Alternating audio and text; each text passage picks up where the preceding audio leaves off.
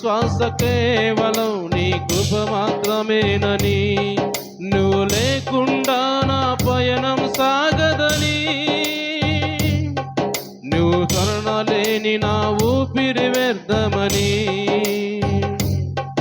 నువ్వు లేకుండా నా పయనం సాగదని, నీ స్మరణ లేని నా ఊపిరి వ్యర్థమని తెలుసుకున్నానయ్యా. ఇలా నువ్వే చాలయ్యా, ఈ లోకం వద్దయ్యా, నిన్నే వెంబడిస్తానయ్యా. తెలుసుకున్నానయ్యా, ఇలా నువ్వే చాలయ్యా, ఈ లోకం వద్దయ్యా, నిన్నే వెంబడిస్తానయ్యా. నా మదిలోని ఆనందమా, నా ఊహలోని ఆశ్చర్యమా, నా ఏకాంతంలో ఓ స్నేహమా, నా అనుభవాలలో అనురాగమా.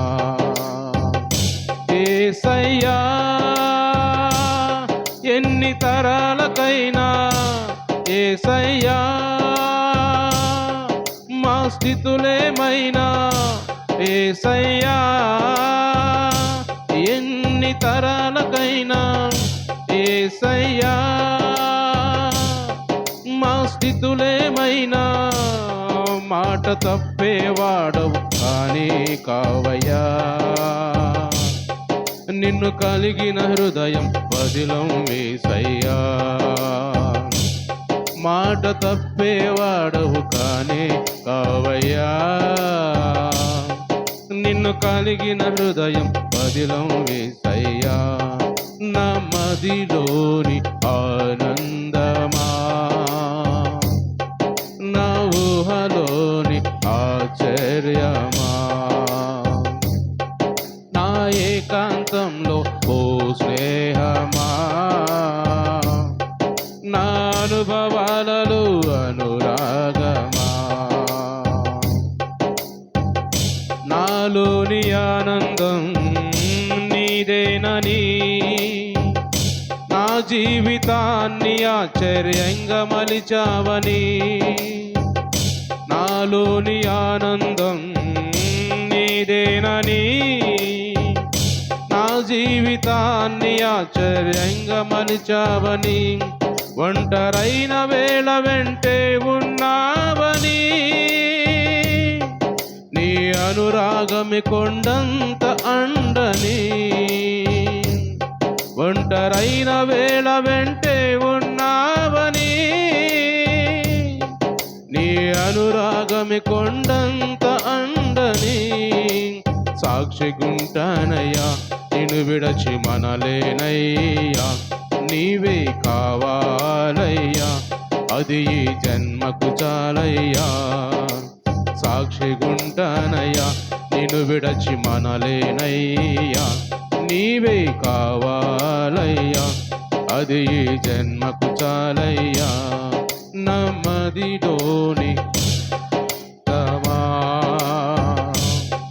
నా ఊహలోని ఆశ్చర్యమా,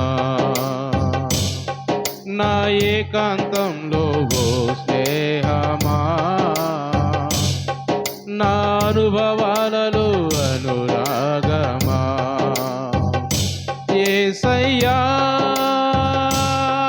నే పాడుతున్నా యేసయ్యా,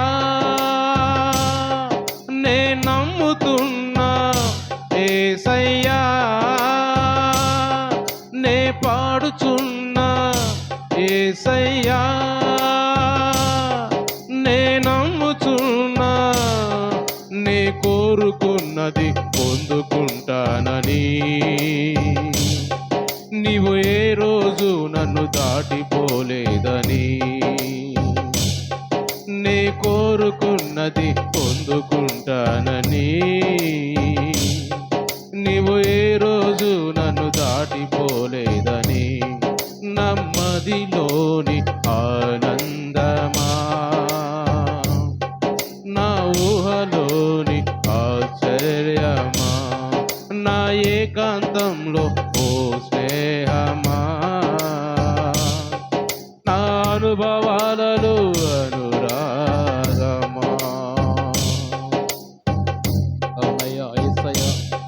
స్తోత్రమయ్యా, స్తోత్రము నాయనా, నీకు వందనాలు అయ్యా. మాలో ఉండి ప్రభా మమ్మల్ని నడిపిస్తున్న దేవా, మా ఆనందం నీవే నాయన అయ్యా. మా జీవితాలు ప్రభా ఆశ్చర్యంగా మలిచిన దేవుడు మీరే ప్రభా.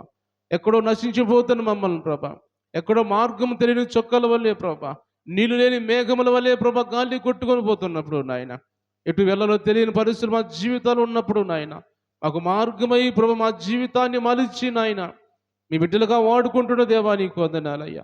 మీ సన్నిధికి నడిపించుకుంటున్న దేవా నీకు వందనాలు ప్రభా. అయ్యా పరిశుద్ధుల మా జీవితాలు మార్చింది దేవా. యేసయ్యా నీకు స్తోత్రాలు. ఏమిచ్చి మీ రుణం మేము తీర్చుకోగలము నాయన. అయ్యా వ్యర్థమైన జీవితాలు విడిచిపెట్టి నాయన ఒక పరిశుద్ధమైన శ్రేష్టమైన జీవితాన్ని మీ శ్రేష్టమైన వాక్యం హృదయంలో ఉంచుకోవటానికి నాయన, వినడానికి ప్రభా నాయన, రక్షణ పొందడానికి నాయన, మీ శ్రేష్టమైన నిత్య జీవంలో మేము చోటు దక్కించుకోవటానికి మీరు మా మా ఎడలో చూపించిన కృపను బట్టి నాయన అయ్యా మీకు స్తోత్రాలు కృతజ్ఞతలు చెల్లించుకున్నాం ప్రభా. యేసయ్యా నీకు వందనాలు నాయన. యేసయ్యా మీకు స్తోత్రం చెల్లించుకున్నాం ప్రభా. అందరూ కూడా దేవుని స్థలంలో దేవునికి స్తోత్రాలు చెల్లిస్తూ ప్రభా నీకు వందనాలు. ఇంతవరకు నాయన మాకు తోడుగా ఉన్న దేవా నీకు స్తోత్రాలు ప్రభా. కాపాడుతున్న దేవా నీకు వందనాలు. దేశంలో ప్రపంచంలో ప్రభా ఎన్నో భయంకర పరిస్థితులు జరుగుతున్న మమ్మల్ని కాపాడుతున్న దేవానికి స్తోత్రాలు ప్రభా. అందరూ కూడా దేవుని స్థలంలో ప్రార్థన చేసుకుందాం. పరిశుద్ధుల ప్రేమమయుడా జీవాధిపతి అయిన దేవా, జీవము కలిగిన దేవా, పరిశుద్ధుల మీ శ్రేష్టమైన ఘనమైన నామాన్ని బట్టి మీకు వందనాలు, స్తుతులు, స్తోత్రాలు, కృతజ్ఞతలు చెల్లించుకున్నాం ప్రభా. ఇంతవరకు నైనా మీ సన్ని తోడుగా ఉంచి ప్రభా మా ప్రార్థనలు ఆలకించిన దేవా నీకు వందనాలు ప్రభా. ఇదిగో నైనా పరిశుద్ధ ఈ 9వ రోజు ఉపవాస ప్రార్థనలు చేరి ప్రభా మీ సన్నిధిలో ప్రభా మీ నామాన్ని స్తుతించడానికి మహింపరచడానికి అయ్యా మీరు ఇచ్చిన ఈ సమయాన్ని బట్టి నాయనా, ఈ భాగ్యాన్ని బట్టి, దినాన్ని బట్టి, ఇగో ఆత్మీయ జీవితాన్ని బట్టి నాయనా మీకు వందనాలు చెల్లించుకున్నాం. వచ్చిన వీళ్ళందరూ కూడా మీరు జ్ఞాపం చేసుకున్నాయా, మీరు జ్ఞాపం చేసుకోండి, దీవించండి, ఆశీర్వదించండి. మరి కుటుంబ అవసరాలు అక్కలు తీర్చండి, ఆత్మతో నింపండి, వాక్యంతో నింపండి అయినా నీ బిడ్డలుగా మార్చుకోమని ప్రార్థన చేస్తున్నావయ్యా. దేవా నీకు వందనాలు ప్రభా. ఇంకా ప్రభా ఇది రావాల్సిన కూడా ఎవరైనా ఉంటే ఇప్పుడైనా ప్రభా వారికి మంచి ఆలోచన దయచేసి రావడానికి నాయన మీ సహాయం చేయమని ప్రార్థన చేస్తున్నాం ప్రభా. వాక్యం ధ్యానించుకుపోతున్న కొద్దిసేపు నాయన మాతో మీరు మాట్లాడి మా హృదయాలు మీరు బలపరచమని యేసు పరిశుద్ధ నామములో ఈ ప్రార్థన అడిగి పొందుకొని ఉన్నాం తండ్రి. ఆమేన్, ఆమేన్. అందరూ కూడా కూర్చుందాం. ఎవరి కింద కూర్చోలేని వాళ్ళు కుర్చీలో కూర్చోవచ్చు. అందరూ కూడా దేవుని వాక్యము ధ్యానించుకుందాం, దేవుని వాక్యం విందాం. దేవుని పరిశుద్ధ నామానికి మహిమ కలుగును గాక. అందరూ దేవుని స్తోత్రం చెల్లిద్దాం. హల్లెలూయా, హల్లెలూయా. దేవునికి మహిమ కలుగును గాక. రాత్రి చెప్పిన విధంగా మీ వచ్చిన సమయానికి వచ్చిన మీ అందరూ కూడా ప్రభు పరిశుద్ధ నామములు వందనాలు. దేవుడు మీ అందరిని కూడా దీవించును గాక. ఎందుకంటే రాత్రికాలం ఎంతోమంది చెప్పాం కానీ చాలామంది దూరం అయిపోయారు, రాలేదు. వచ్చిన దేవుడు మిమ్మల్ని జ్ఞాపం చేసుకుంటాడు. వచ్చిన వారు ధన్యులు. కాబట్టి మీ అందరూ దేవుని దీవించాలని నేను ప్రార్థన చేస్తున్నాను. ఆ వాక్యం ధ్యానం చేసుకుందాం. మన పరిశుద్ధ గ్రంథం బైబిల్లో నుంచి యోహాను సువార్త. మనము ఈ ఉపవాస ప్రార్థనలో యోహాను సువార్త ధ్యానం చేసుకుంటున్నాం. పుస్తకం అంతా కూడా అయిపోయే వరకు కూడా మనము ఉపవాస ప్రార్థనలు అయిపోయినా కానీ తర్వాత మిగిలినా కానీ అదే ధ్యానం చేసుకుంటూ ఉంటాం. ఈరోజు మనము 2-3 దినాల నుంచి మనము యోహాను సువార్త 4వ అధ్యాయం ధ్యానం చేసుకుంటూ వస్తున్నాం. ఈ 4వ అధ్యాయంలో దేవుడు సమరయ స్త్రీ గురించి మాట్లాడుతూ వస్తున్నాడు కొన్ని మాటలు. ఈరోజు కూడా అదే అధ్యాయంలో మనము ధ్యానం చేసుకుంటాం. 4వ అధ్యాయము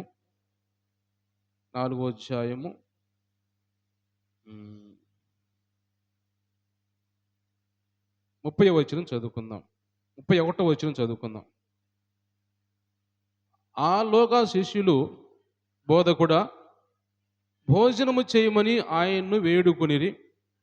అందుకు ఆయన భుజించుటకు మీకు తెలియని ఆహారం నాకు ఉన్నదని వారితో చెప్పగా శిష్యులు ఆయన భుజించుటకు ఎవడైనా ఏమైనా తెచ్చునేమో అని ఒకరితో ఒకడు చెప్పుకొనిరి. యేసు వారిని చూచి నన్ను పంపిన వారి చిత్తము నెరవేర్చుటయు ఆయన పని తుదముట్టించుటయు నాకు ఆహారమై ఉన్నది. చాలు చాలు అందరూ దేవుని స్తోత్రం చెల్లిద్దాం. హల్లెలూయా. దేవుని బిడ్డలారా, ఈరోజు దేవుడు మనతో మాట్లాడుతున్న మాటలు అంటే మనం ఇంతవరకు కూడా ఆ సమరయ స్త్రీ గురించి మాట్లాడుకుంటూ వచ్చాం. ఆ సమరయ స్త్రీ దేవుని నమ్మిన తర్వాత, దేవుని ఎరిగిన తర్వాత ఆమె ద్వారా అనేక మంది ప్రజలు దేవుని దగ్గరికి వచ్చినట్టుగా, ఆమె దేవుని సన్నిధికి ఆమె అనేక మంది నడిపించినట్టుగా మనం చూస్తూ ఉన్నాం. ఆ తర్వాత అలాగున్నప్పుడు ఆ మాట్లాడుకోవటం అయిపోయిన తర్వాత దాదాపుగా సమరయ స్త్రీతోటి మాటలు దేవునికి ఆమెకి దాదాపు ముగిసినట్టుగా అనిపిస్తుంది మనకు అంతవరకు. ఆ తర్వాత వెంటనే ఖాళీగా ఉన్న సమయంలో శిష్యులు వచ్చి యేసుప్రభు దగ్గరికొచ్చి "ప్రభువా ఆహారం భుజించు నాయనా" అని బలవంతం చేస్తూ ఉన్నారు. ఎందుకంటే దాదాపుగా ఎండజామయింది. దాదాపు 12 గంటల సమయంలో యేసుప్రభు దాహానికెళ్ళాడు. దాహానికెళ్ళినా కానీ ఆ దాహం అక్కడ తాగనట్టుగా మనం చూస్తున్నాం. అందుకని విపరీతమైన ఎండలో ఆమెతో సంభాషణ చేస్తూ ఉన్నాడు. ఈ లోపల శిష్యులు వచ్చి సమయం దాటిపోతుంది కాబట్టి ఆహారం తినయ్యా అని బ్రతిమాలుకుంటున్నారు యేసుప్రభుని. బ్రతిమాలుతున్నప్పుడు యేసుప్రభు ఆహారం తినటానికి ఇష్టపడటం లేదు. ఎందుకంటే అక్కడ అంటున్నాడు, "నాకు వేరే ఆహారం ఉంది. నాకు ఈ ఆహారం కాదు గానీ, నాకు వేరే ఆహారం ఉంది" అంటున్నాడు. అది ఏం ఆహారం అంటే దేవుడు మాట్లాడుతున్నాడు. కింద మనం చూస్తే 34వ వచనంలో యేసు వారిని చూసి, "నన్ను పంపిన వారి చిత్తము నెరవేర్చుటయు, ఆయన పని తుదముట్టించుటయు నాకు ఆహారమయ్యున్నది." దేవుని స్తోత్రం చెల్లిద్దాం. హల్లెలూయా.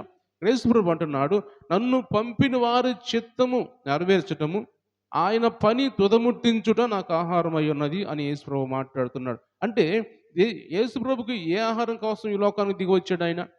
యేసుప్రభు ఏ ఆహారం తినడానికి లోకానికి దిగి వచ్చి మానవ స్వరూపిగా వచ్చి మనిషి కుమారుడుగా వచ్చాడు అంటే ఈ లోకం సంబంధించిన ఆహారం కోసం కాదు కానీ, ఈ లోకం సంబంధించిన ఆహారం కోసం కాదు, ఈ లోకం సంబంధించిన దాహం కోసం కూడా కాదు. దాహం కోసం అయితే సమరయన స్త్రీని అడిగిన తర్వాత వెంటనే దాహం తాగవలసిన వాడు దాహం తాగలేదు, కానీ ఆమెకు దాహం తీర్చాడు. ఆమెకు నిత్య జీవములు ఉండగలిగే దాహం ఆమెకు తీర్చాడు. అలాగే ఆహారం విషయంలో కూడా ఆహారం కోసం ఈ లోకానికి దేవుడు యేసుప్రభు రాలేదు, కానీ ఆయనకి వేరే ఆహారం ఉందన్నప్పుడు శిష్యులు వాళ్ళు సంభాషించుకుంటూ ఉన్నారు.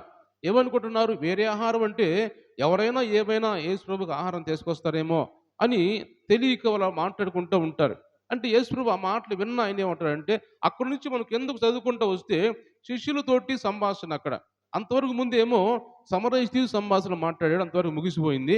అక్కడి నుంచి శిష్యులతో మాట్లాడుతూ శిష్యులకు తెలియజేస్తూ యేసుప్రభుని గురించి దేవుని గురించి, తండ్రి గురించి, నేను ఎందుకు ఈ లోకానికి దిగి వచ్చానో అని వాళ్ళకి తెలియజేస్తూ, నేను దేవుని చిత్త ప్రకారం తండ్రి చిత్త ప్రకారం చేయటానికి ఈ లోకానికి దిగి వచ్చాను, అది నాకు ఆహారం అయి ఉన్నది అంటున్నాడు. అంటే నశించిపోతున్న ఆత్మలు ఎందుకు ఆ మాట అన్నాడంటే, ఆయన చూస్తున్నప్పుడు యేసు ప్రభు అది సంభాషణ కొనసాగిస్తూ, చూడండి గ్రామాల్లో నుంచి ఊర్లలో నుంచి ఎంతోమంది ప్రజలు వస్తున్నట్టు అన్నట్టుగా కింద మనం చదువుకుంటే ఇంకా 4 నెలలైన తర్వాత కోతకాలం వస్తుందని మీకు చెప్పుదురు కదా, ఇదిగో మీ కనులెత్తి పొలములను చూడండి, అవి ఇప్పుడే తెల్లబారి కోతకు వచ్చి ఉన్నవని మీతో చెప్పుచున్నాను అంటున్నాడు. అంటే దేని గురించి యేసు ప్రభు మాట్లాడుతున్నాడు? నిజంగా ఈ లోకంలో సంబంధించిన పంటల కోసం కాదు, ఈ లోకంలో గోధుమ చేను లేకపోతే ఇంక ఏ చేను కోసం దేవుడు మాట్లాడలేదు, కానీ కోత విస్తారంగా ఉంది, కోత పంట పండింది, అది ఇప్పుడే తెల్లబారిపోతుంది. మీరు అనుకుంటున్నారు ఎప్పుడో 4 నెలల తర్వాత పంట వస్తుంది, ఆ పంట అప్పుడు కోస్తారు అంటున్నారు, కానీ కాదు ఇప్పుడే తెల్లబారిపోయింది కోత కూడా. అంటే మీరు అలాగ ఆలస్యం చేస్తే ఆ తెల్లబారిన పోయే పంట అది రాలిపోయే ప్రమాదం ఉంది, అది పనికి రాకుండా పోయే ప్రమాదం ఉంది. కాబట్టి మిమ్మల్ని నేను ఎందుకు పంపాను? నేను ఆ కింద మనం చదువుకుంటూ వస్తే యేసుప్రభు వాళ్ళతో మాట్లాడుతూ అంటాడు, మేము దేని గురించి మీరు కష్టపడలేదో దాన్ని కోయటానికి నేను పంపించనని 38వ వచనం అంటాడు. మీరు దేని గురించి కష్టపడలేదో దానిని కోయుటకు మిమ్మల్ని నేను పంపాను. శిష్యులతో మాట్లాడుతుంటున్నాడు, అంటే మీరు దేని గురించి నేను పంపానో అది మీరు తెలుసుకోలేదు. మీరు ఆలోచన చేయాలి. మీరు దేని గురించి మీరు ఈ లోకానికి దిగొచ్చాను నేను, దేని గురించి మిమ్మల్ని నేను పరుచుకున్నాను, దేన్ని కొయ్యటానికి, ఏ పంట కొయ్యటానికి, ఎందుకు మనం ఈరోజు లోకంలో తినటానికా లేకపోతే తాగటానికా ఎందుకు లోకం మనం దిగి వచ్చాం అంటే కాదు నేను వచ్చింది తండ్రి చిత్తం నెరవేర్చాను, కాబట్టి మీరు కూడా నా చిత్తం నెరవేర్చేవారిగా ఉండాలి అని శిష్యులతో మాట్లాడుతూ అక్కడ మనం చదువుకున్నట్టు ఇంకో మాట,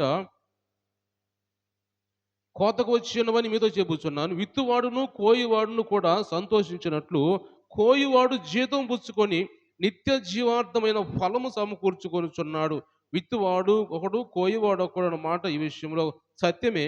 మీరు దేన్ని గూర్చి కష్టపడలేదో దాన్ని కోయుటకు మిమ్మల్ని పంపితేని ఇతరులు కష్టపడి మీరు వారి కష్టఫలములో ప్రవేశించుతున్నారని చెప్పాను. అంటే విత్తువాడు ఒకడు, కోయివాడు ఒకడు. విత్తువాడు ఎవరయ్యా అంటే యేసు ప్రభు విత్తువాడు. కోయవాడు ఎవరంటే దేవుని సేవకులు కోయవాడు. మిమ్మల్ని కోయటం పంపించాను నేను అని యేసు ప్రభు అంటాడు. అంటే ఆయన విత్తినప్పుడు ఆయన విత్తింది ఫలించిద్ది, ఫలించిన తర్వాత దాన్ని కొయ్యటానికి మిమ్మల్ని నేను పంపించాను అని అన్నప్పుడు వాళ్ళు కొయ్యటానికి వచ్చారు, కానీ వాళ్ళు ఏమాత్రం అంత ఇంట్రెస్ట్ లేకుండా, ఎందుకంటున్నాడు దేవుడు ఎందుకు మాట్లాడుతున్నాడు అంటే, సమయం లేదు ఇకన. పంట కోతకొచ్చింది, సమయం లేదు.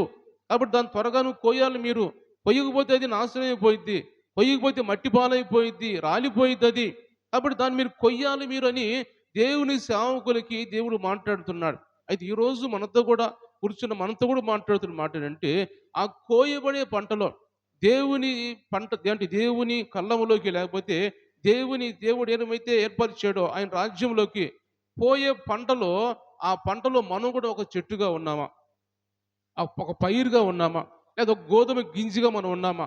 లేకపోతే కోయబడకుండా వ్యర్థమైపోయే, రాలిపోయే పంటగా ఉన్నామా మనము? లేదా పొట్టుగా ఉన్నామా మనము? అని దేవుడు ఈరోజు మనతో మాట్లాడుతున్నాడు. దేవుని సేవకులతో కూడా మాట్లాడుతున్నాడు. దేవుని సేవకులతోనేమో మీరు త్వరగా కోయండి, ఆలస్యం అయిపోయిద్ది అని ఇంకా మాట్లాడుతూ మత్తయి సువార్తలో మనం చూస్తే, మత్తయి సువార్తలో ఒక మాట చూద్దాం.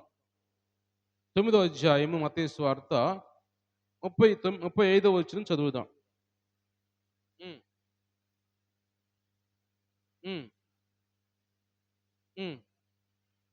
యేసు వారు సమాజ మందిరంలో బోధించుచు, రాజ్య సువార్త ప్రకటించుచు, ప్రతి విధమైన రోగమును, ప్రతి విధమైన వ్యాధిని స్వస్థపరచుచు, సమస్త పట్టణముల యందును, గ్రామముల యందును సంచారము చేసెను. ఆయన సమూహమును చూసి వారు కాపరి లేని గొర్రెల వలె విసికి చెదరయున్నందున వారి మీద కనికరపడి, కోత విస్తారమే గాని పనివారు కొద్దిగా ఉన్నారు గనుక తన కోతకు పనివారిని పంపుమని కోత యజమానిని వేడుకొనుడని తన శిష్యులతో చెప్పాను. దేవుని స్తోత్రం చెల్లిద్దాం. హల్లెలూయా. ఇక్కడ దేవుడు యేసు ప్రభు శిష్యులతో మాట్లాడుతున్న మాటలు. ఆయన ఎక్కడికి వెళ్తే అక్కడ చాలా మంది ప్రజలు వస్తూ ఉన్నారు. చాలా మంది జనసమూహం వస్తూ ఉన్నారు. ఆయన యేసు ప్రభు వెంబడిస్తూ ఉన్నారు. వెంబడిస్తున్నప్పుడు వారందరూ చూసి యేసు ప్రభుకి జాలి కలిగింది. ఎందుకంటే అంతకుముందు వరకు ఇంత వాక్యం చెప్పేవాళ్ళు లేరు. యేసు ప్రభు వాళ్ళే ఆ వాక్యం చెప్పేవాళ్ళు లేరు. ఆదరించేవాళ్ళు లేరు. స్వస్థపరిచేవాళ్ళు లేరు. బాగు చేసేవాళ్ళు లేరు. పట్టించుకునే వాళ్ళు లేరు.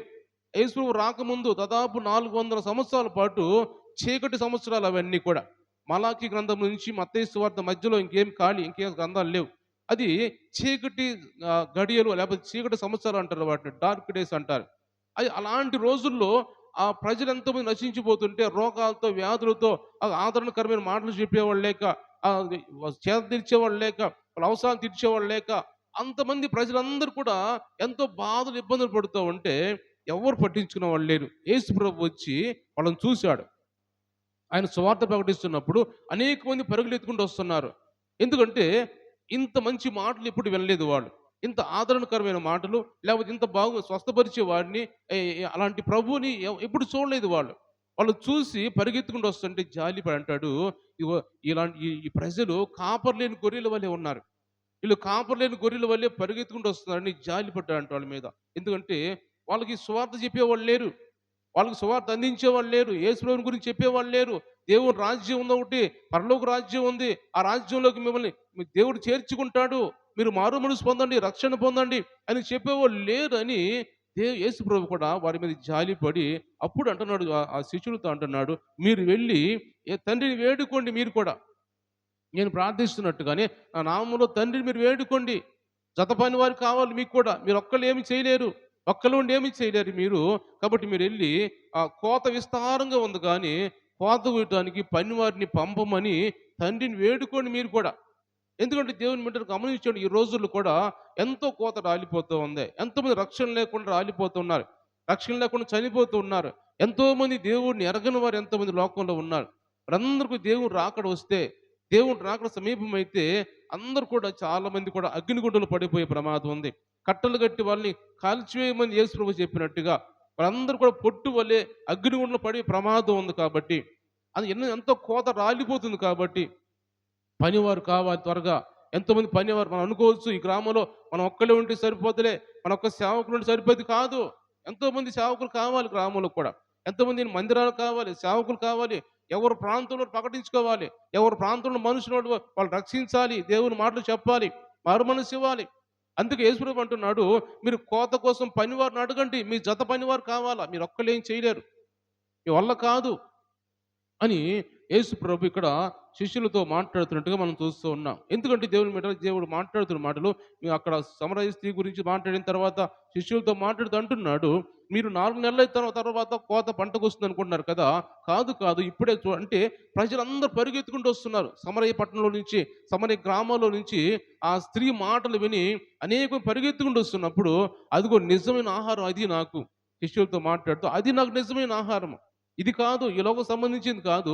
నన్ను పంపింది తండ్రి ఎందుకంటే ఈ ఈ లోకం సంబంధించిన ఆహారం కోసం కాదు గానీ, ఆత్మల కోసం పంపించాడు నన్ను. అనేకులు నశించిపోతున్న ఆత్మల కోసం వాళ్ళని వెదకి రక్షించడానికి క్రీస్తు యేసు ఈ లోకమునకు వచ్చాను అని తిమోతి రాసిన పత్రికలు, మొదటి పత్రికలు రాయబడి ఉంటాయి. పాపులను రక్షించుటకు క్రీస్తు యేసు లోకమునకు వచ్చానని. అందుకు నేనొచ్చాను. వాళ్ళని చూస్తుంటే నా కడుపు నిండిపోతుంది ఇంకా. నాకింక ఆహారం అవసరం లేదు నాకు అని యేసు ప్రభువు మాట్లాడుతుంటాడు. ఇంకా ఇంకో మనం చూస్తే 4వ అధ్యాయం మత్తయి సువార్త 4వ అధ్యాయంలో సాతానుతో సంభాషణ జరుగుతున్నప్పుడు అక్కడ అంటాడు, మనుషుడు రొట్టె వలన మాత్రం కాదు గానీ దేవుని నోటి నుంచి వచ్చే ప్రతి మాట వలన మనుషుడు బ్రతుకుతాడు అని మత్తయి 4:4 రాయబడి ఉంటది. అంటే దేవుడు మాట్లాడుతున్నాడు, నా తండ్రి మాట నాకు చాలు. నా తండ్రి నాతో మాట్లాడితే చాలు. నాకు ఈ లోకం ఆహారం అవసరం లేదు. ఆహారం లేకుండా నేను బ్రతకగలను అని.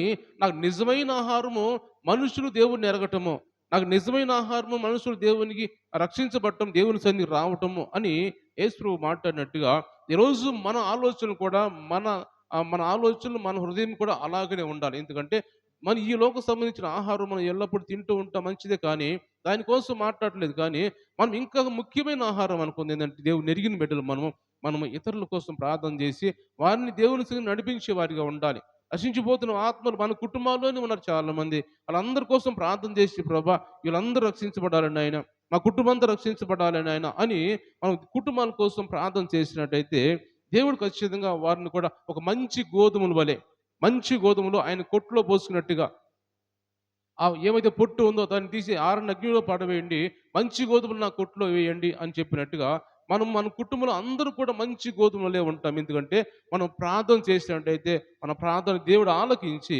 దేవుడు సమాధానం ఇస్తాడని పరిశుద్ధాత్మ దేవుడు మాట్లాడుతున్నాడు. కాబట్టి మంచి గోధుమ వల్లే మనం అందరూ ఉండాలి.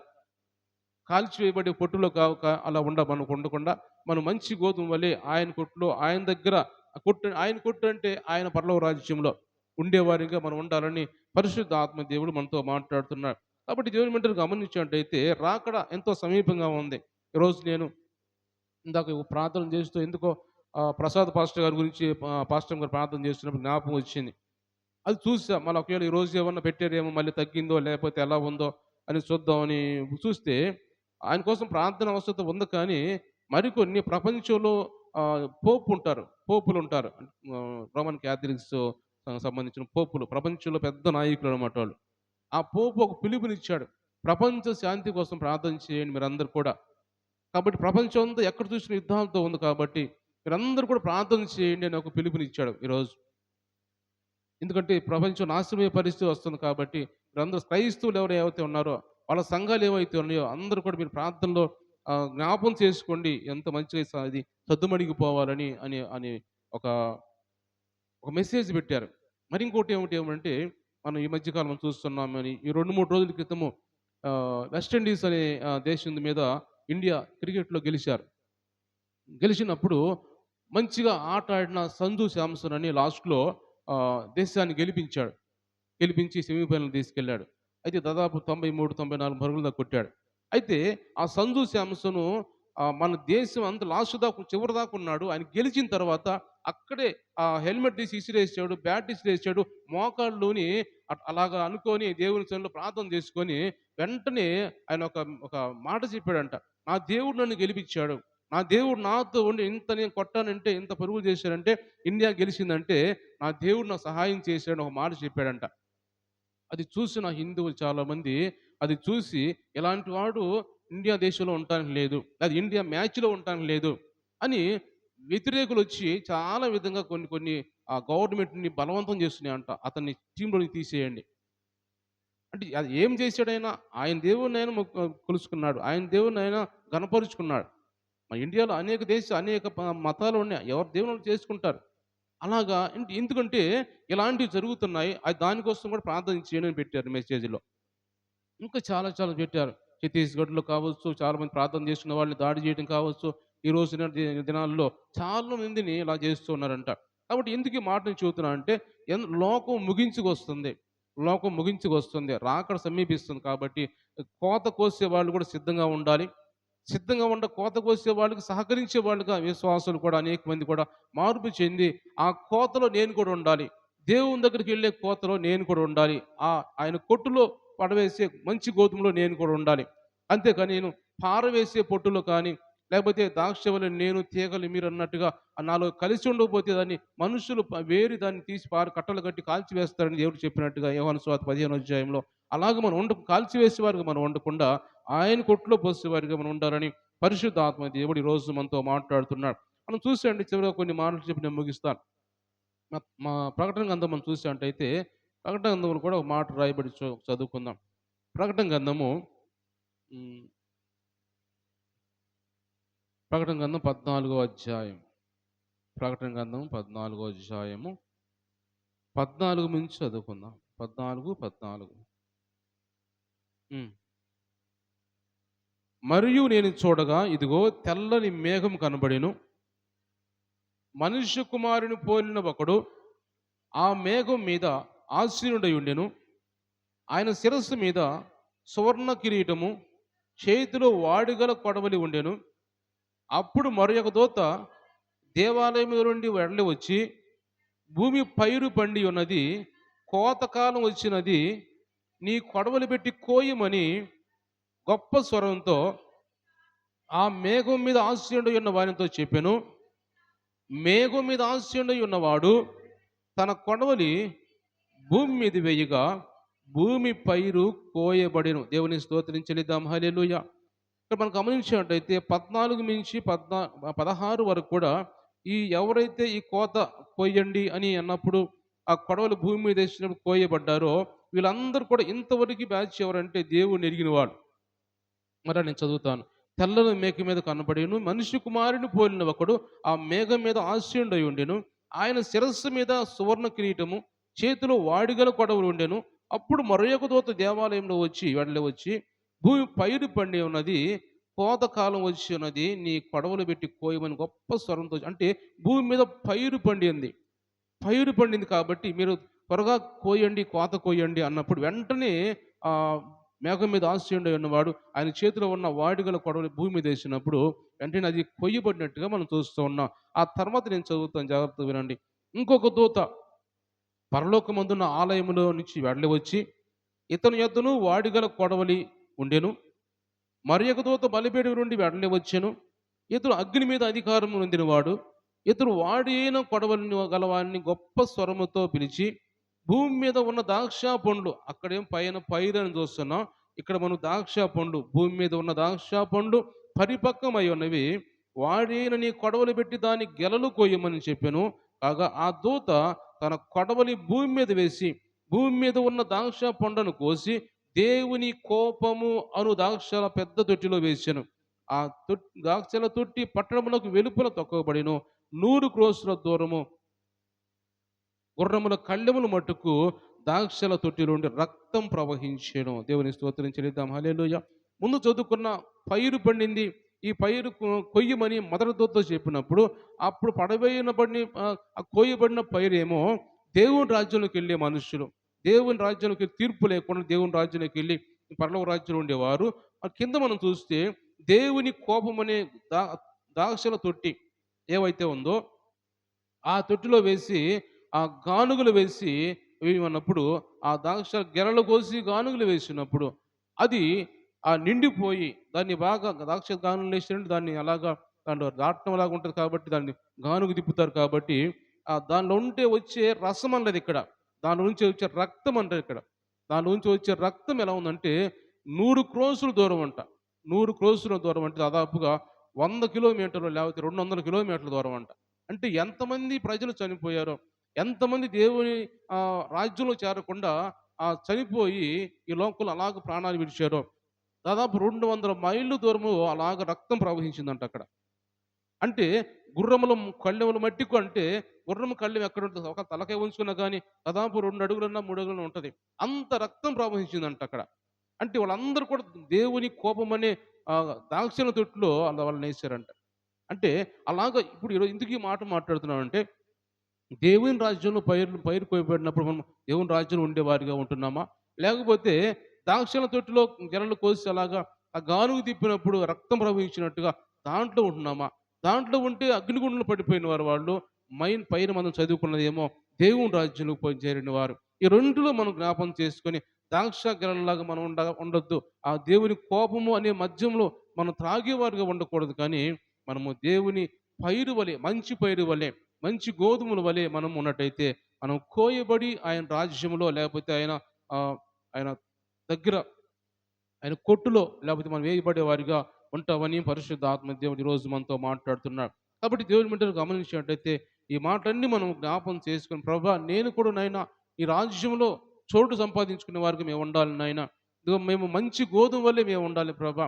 మంచి గోధుమలు ఎలాగైతే నాయన ఇదిగో తండ్రి ఎలాగైతే మంచి మీ గోధుమలు మీ రాజ్యంలో ఉంటాయి ప్రభా అలాగ మేము కూడా ఉండాలి. కానీ కోయబడి ప్రభా దాక్షల వలె ఆ తొట్టులు వేయబడి గానుగు తిప్పినప్పుడు నేను నశించిపోయే వారికి మేము ఉండకూడదని మనం దేవుని స్థలంలో మనందరూ కూడా ప్రార్థన చేయాలని పరిశుద్ధ ఆత్మ దేవుడు మాట్లాడుతున్నాడు. ఇంకొక మాట చూసినట్టయితే ఆ మాట చెప్పుకొని ముగించుకుందాం. కొలస్సి పత్రిక అపోస్తలుడైన పౌలు రాసిన కొలస్సి పత్రిక మొదటి అధ్యాయము 24వ వచనం చదువుదాం. మొదటి అధ్యాయము 24వ వచనం చదువుదాం. కొలస్సీలకు రాసిన పత్రిక మొదటి అధ్యాయం. ఉమ్, ఉమ్. ఇప్పుడు మీ కొరకు నేను అనుభవించుచున్న శ్రమల యందు సంతోషించుచు సంఘము అను ఆయన శరీరము కొరకు క్రీస్తు పడిన పాంట్లలో కొదువైన వాటి యందు నా వంతు నా శరీరమందు సంపూర్ణము చేయుచున్నాను. దేవుని స్తోత్రం చెల్లిద్దాం. హల్లెలూయా. అపోస్తలుడైన పౌలు కొలస్సీ సంఘంతో మాట్లాడుతూ రాస్తూ ఏమన్నాడంటే దేవుడు ఎన్నో శ్రమలు పడ్డాడు. ఆయన శ్రమలు ఆయన శరీరం కొరకు క్రీస్తు ఎన్నో పాటలు పడ్డాడు. అంటే ఆయన శరీరం అంటే ఆయన సంఘం కొరకు. ఆయన సంఘం కొరకు యేసు ప్రభు ఎన్నో పాటలు పడ్డాడు. ఎన్నో శ్రమలు పడ్డాడు. ఎన్నో ఇబ్బందులు పడ్డాడు. కానీ ఆయన పూర్తి చేయకుండా కొంతలోనే ఆయన జీవితాన్ని ఇక్కడ భూమి మీద ముగించుకొని ఆయన పని చూసుకొని తండ్రి చెప్పిన ప్రకారం వెళ్ళిపోయాడు. అయితే మిగిలిన వాటి నేను పూర్తి చేయాలి. ఆయన మిగిలిచిన వాటిలో ఏమైతే కొదువైన వాటి యందు నా శరీరము నా శరీరమందు సంపూర్ణము చేయుచున్నాను. అంటే నా వంతు ప్రకారం నేను చేయాలి. చాలా మిగిలిపోయినాయి. చాలామంది మిగిలిపోయారు. చాలామంది నశించిపోతున్నారు. వారందరి కోసం కూడా నా వంతు సంఘాలను సమకూర్చాలి, అనేక మంది రక్షించాలి అని నా శరీరమందు నేను కూడా ఆయన వలె యేసు ప్రభు ఎలాగైతే ఆయన హింసించి ఉన్నాడో లేకపోతే అనేక మంది ఆయన్ని కొట్టడం కావచ్చు, కొరడాలతో కొట్టడం కావచ్చు, శిలువ మీద మరణించడం కావచ్చు, శీలలో కొట్టడం కావచ్చు, ఏం చేశాడో సంఘం కోసం ఎన్ని చేసింది ఆయన. అలాగ నేను కూడా సంఘం కోసం అలా ప్రయాసపడాలి. నేను కూడా నా వంతు ఎందుకు దేవుడు మాట్లాడుతున్నాడు అంటే మన వంతు మనం సహాయం చేయాలి. మన వంతు మనం ప్రయత్నం చేయాలి. దేవుడు చేసిన మిగిలించిన వాటిలో ఏం మిగిలిచాడు? ఆయన ఆయన వెళ్ళిపోయిన తర్వాత మనుషులందరూ రక్షణ పొందారా? ఆయన వెళ్ళిపోయిన తర్వాత మనుషులందరూ మారు మనసు పొందారా? పొందలేదు. ఎన్నో లక్షల కోట్ల మంది ఇంకా ఉన్నారు. కాబట్టి అలాంటి వారి కోసము మన వంతు మనం సహాయం చేసి మన వంతు మనం ప్రయత్నం చేసేవారిగా మన వంతు మనం ప్రార్థన చేసేవారిగా ఉండాలని దేవుడు ఇక్కడ అపోస్తలుడైన పౌలుతో మాట్లాడుతున్నాడు. కాబట్టి మనం మంచి గోధుమ వలె ఉండామా లేకపోతే అగ్నిలో వేయబడి పొట్టులా ఉన్నామా? ఈరోజు దేవుడు మనతో మాట్లాడుతున్నాడు. ఆ సమరయ స్త్రీ గురించి మనం ఎన్నో విషయాలు మనం తెలుసుకున్నాం. అలాగే శిష్యులతో మాట్లాడుతుంటున్నాడు, మీరు వెళ్ళి దేవుని తండ్రిని వేడుకోండి, కోత కోసం పనివారు కావాలి, పనివారి కోసం దేవుడిని అడగండి మీరు అని. ఎందుకంటే ప్రజలు ఎంతో మంది కాపరు లేని గొర్రెల వల్ల ఇప్పుడు కూడా చాలామంది భూమి మీద ఉన్నారు. ఇటు ఏమి చేయాలో ఎవరు నమ్ముకోవాలో ఏం మన పరిస్థితి ఏమిటో ఏ మార్గాన్ని ఎలా తెలియక చాలామంది కాపరు లేని గొర్రెల వల్ల చెదిరిపోయిన వారు ఉంటున్నారు. అలాంటి వారందరిని కూడా సమకూర్చాలి. కాబట్టి అలాంటి వారందరి కోసం మన వంతు మనం ప్రార్థన చేయాలి. కాబట్టి మనం కూడా ప్రార్థన చేద్దాం. ఈ మాటలన్నీ మనం హృదయాల్లో తీసుకొని మంచి గోధుమ వల్లే దేవుని సన్నిధిలో మనం ఉందాం. దేవుడు ఈ మాటలు దీవించి ఆశీర్వదించునుగా. అందరూ కూడా కళ్ళు మూసుకుందాం, ప్రార్థన చేసుకుందాం. అందరూ ప్రార్థన చేద్దాం. దేవా ఈ రోజునైనా మా అందరితో ఈ 9వ రోజు ఉపవాస ప్రాంతంలో మాతో మాట్లాడిన దేవా నీకు వందనాలు ప్రభా. మీకు స్తోత్రాలు చెల్లించుకున్నావు నాయన. ఇదిగో ప్రభా మీరు ప్రభా తండ్రి చిత్తం నెరవేర్చడానికి ప్రభా తండ్రి చిత్తం నెరవేర్చడం ప్రభా మీకు ఆహారం